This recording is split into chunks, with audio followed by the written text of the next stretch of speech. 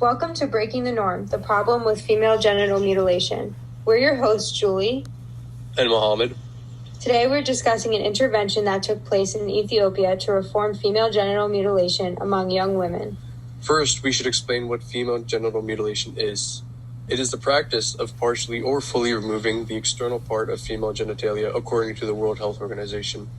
There are three common types: clitoridectomy, excision, and infibulation.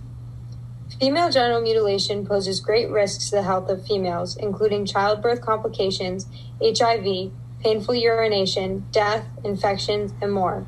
It is most commonly performed on girls between the ages of 0 and 15.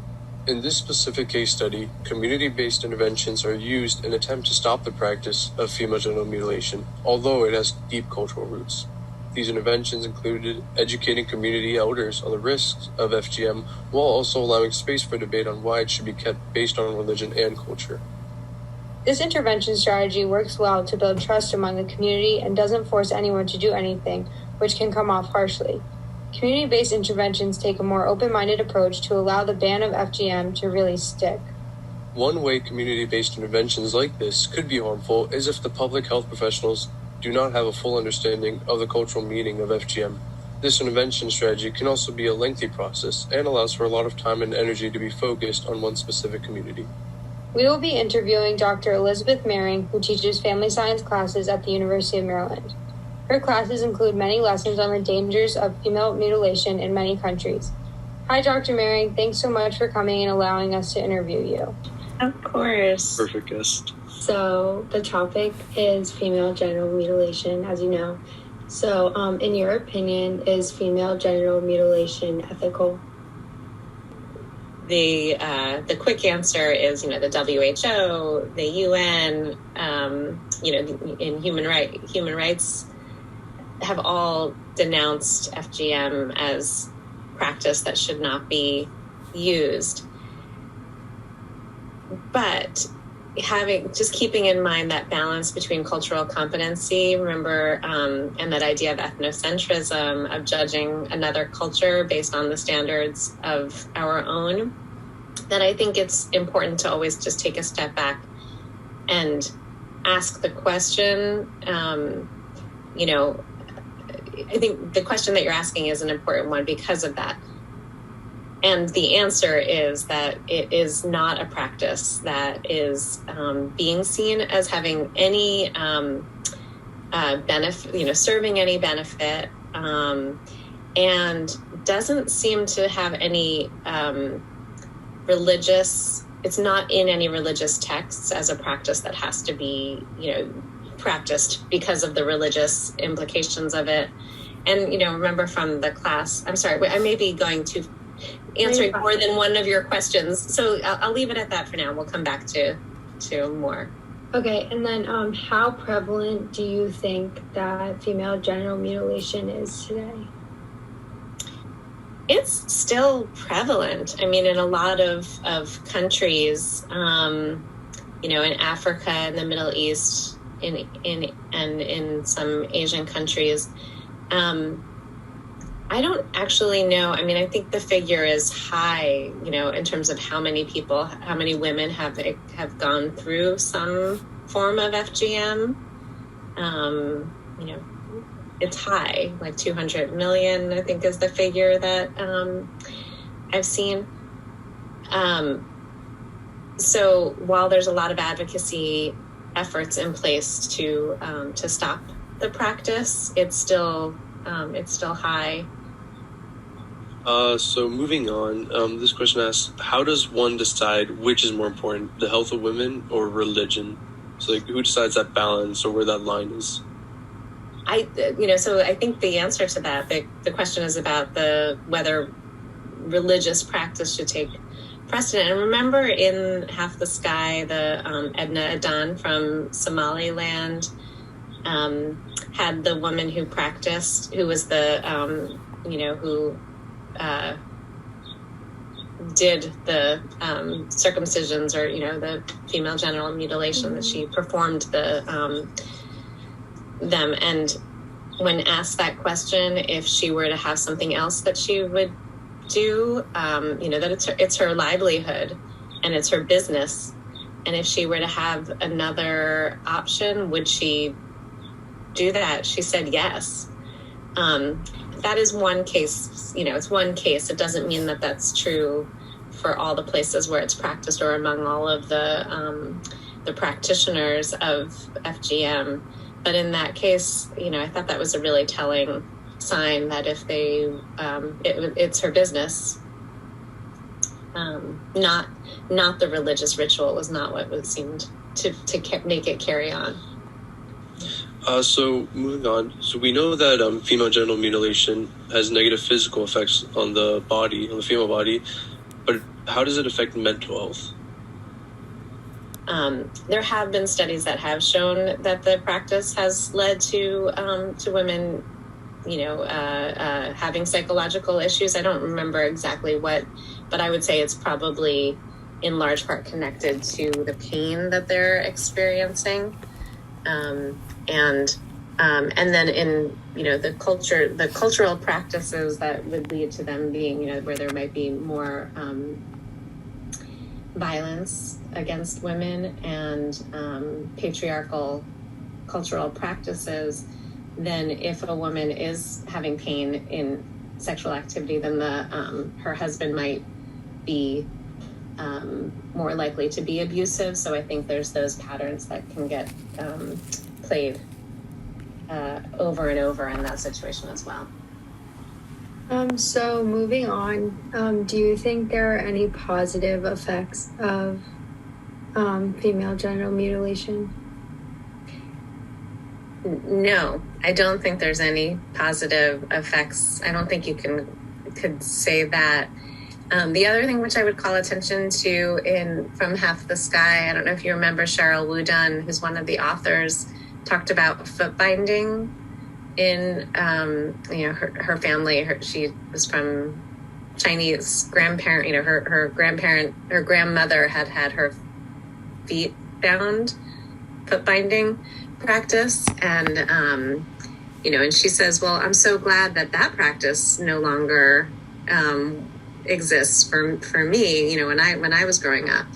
And I think that's true with FGM as well. I don't think she saw any redeeming, anything redeeming about that practice that would make it something that should continue. And I would say that's the same for FGM. Yeah. So, in your opinion, what do you think would be the best strategy to implement to decrease the number of women that are having to go through FGM every year? I think education, that's my field, is as a family scientist, is to think about education. And I think that would be, the example that I gave you all in class it's a different topic, but Men's Action to Stop Violence Against Women, the group MASVA.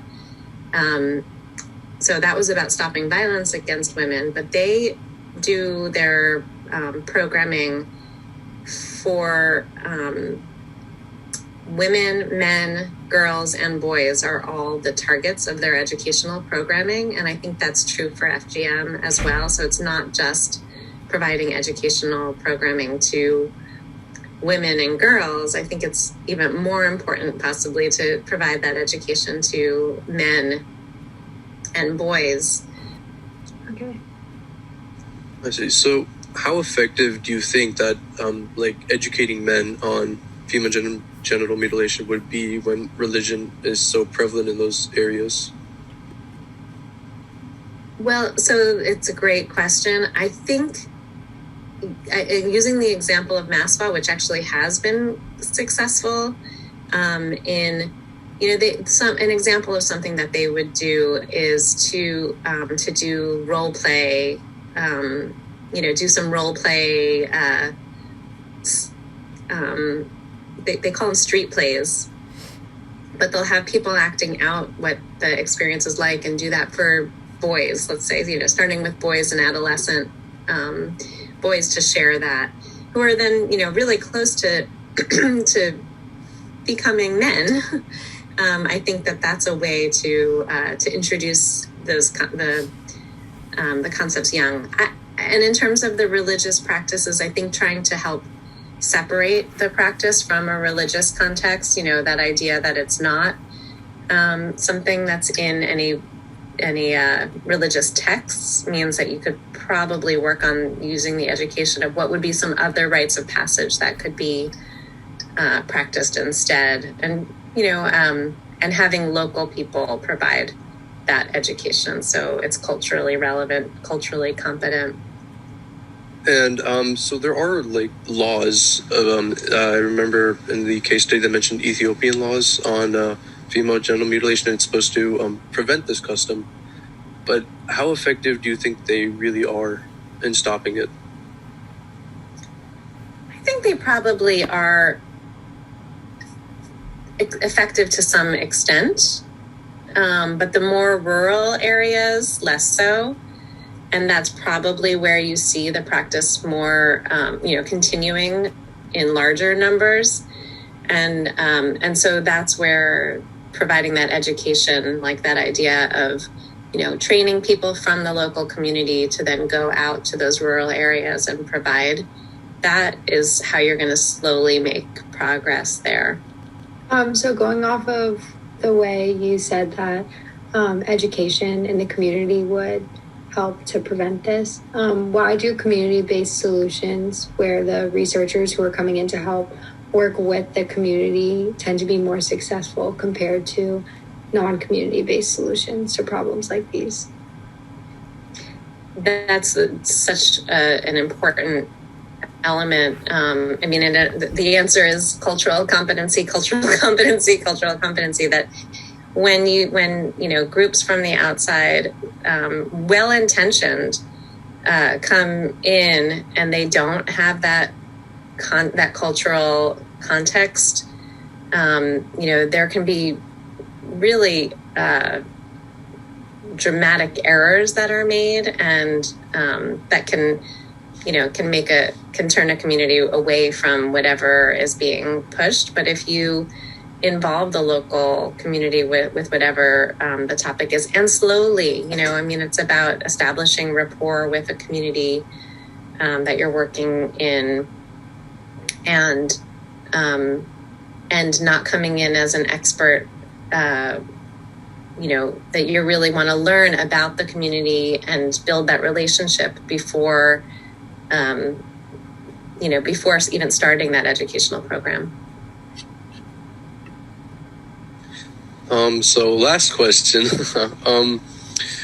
why has this tradition continued to be practiced when women who have first-handedly experienced the pain of this procedure, they become advocates for it? So why is this cycle going on? I think in patriarchal cultures, that's a common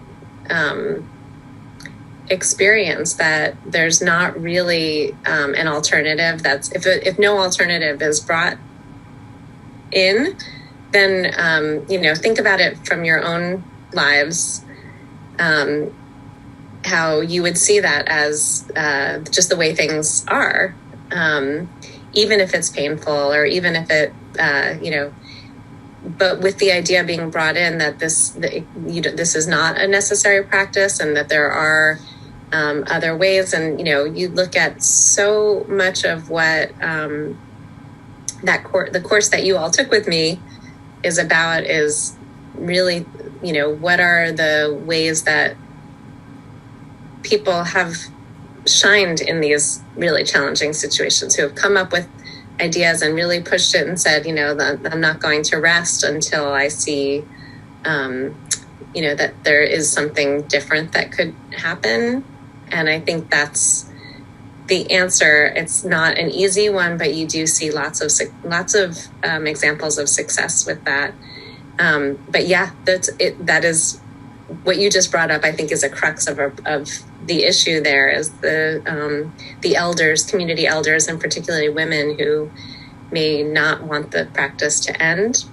But over time, I think that could happen. Thank you so much for answering our questions and letting us interview you for our podcast. Of course, you're welcome. Based on our conversation with Dr. Maring and our research on this case study, we believe that community-based interventions are the best solutions to problems like female genital mutilation in Ethiopia.